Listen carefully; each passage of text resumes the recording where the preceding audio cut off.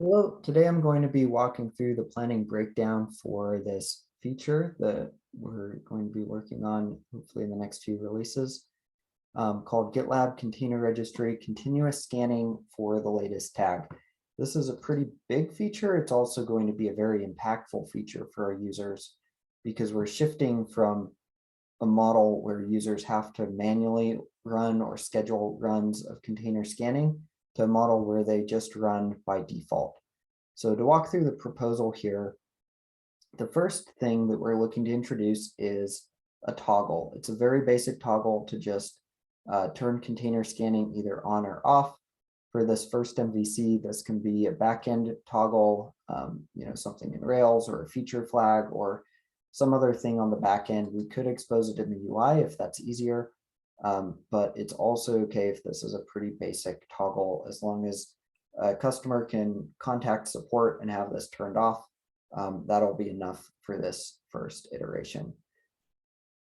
What this will look like in the UI is if we come to the packages and registries container registry page, there will be this section up top for continuous container scanning. You'll be able to see if it's on or if it's off, and you'll get a more information button that will link out to our docs and give you information on how to turn that on or off. So again, it's a very basic, minimal implementation for this first step. The second requirement is when it's toggled on for a registry, which we eventually want to toggle it on by default for all the registries, any vulnerabilities, we're going to scan for vulnerabilities for all images that are tagged with the latest tag. We're not going to do all the tags yet because that introduces some more complexity in the UI, and it also adds a little bit of extra performance overhead, but we're going to start with just the latest tagged images. There are two scenarios that might trigger a scan. One is if a user pushes a new container image up to the registry. And the second one would be anytime our vulnerability database is updated.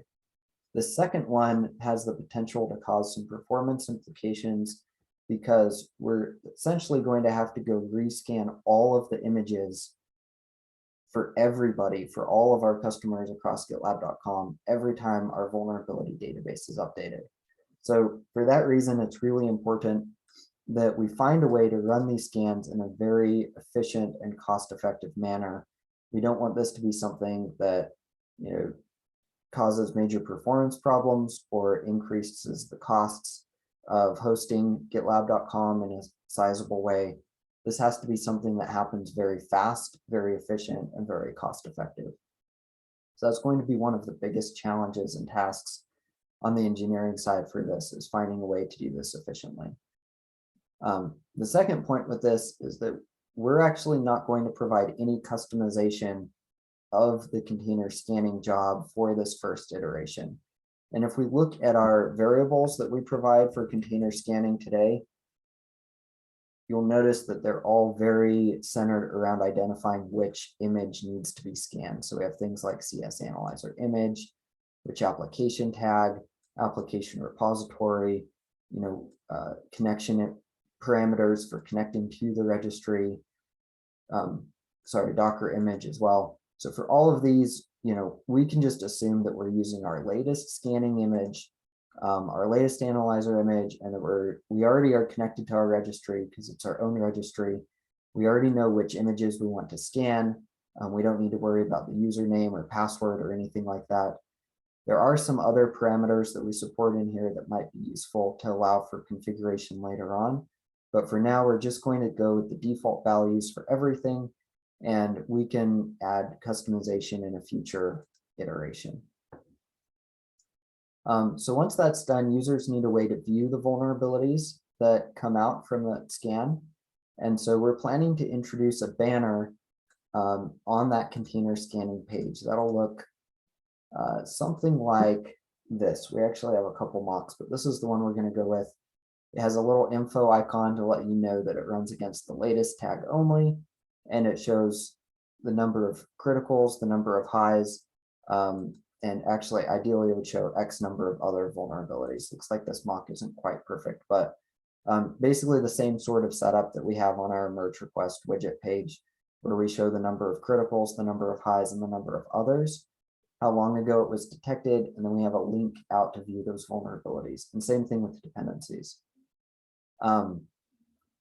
For vulnerabilities, we have that at both the project and the group level.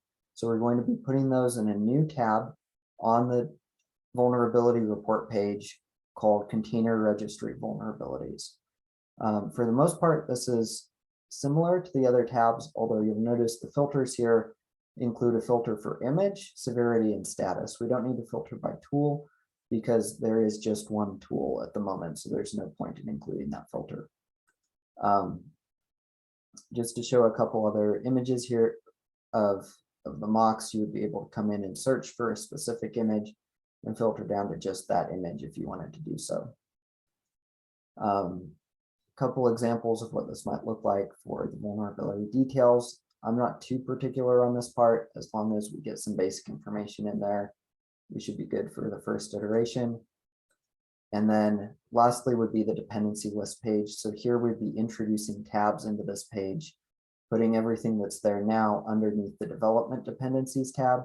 And then we'd be introducing a new tab for container registry dependencies. That's really what we've got planned for this epic. It's definitely is a large one. To make it more iterative, we potentially could release just the vulnerability report piece and then add in the dependency list piece later on. But regardless, we've got to find a way to run these scans efficiently is likely, I assume, to be the biggest engineering task. In any case, let me know if you have any questions for this feature. I'm looking forward to moving it on to the refinement phase.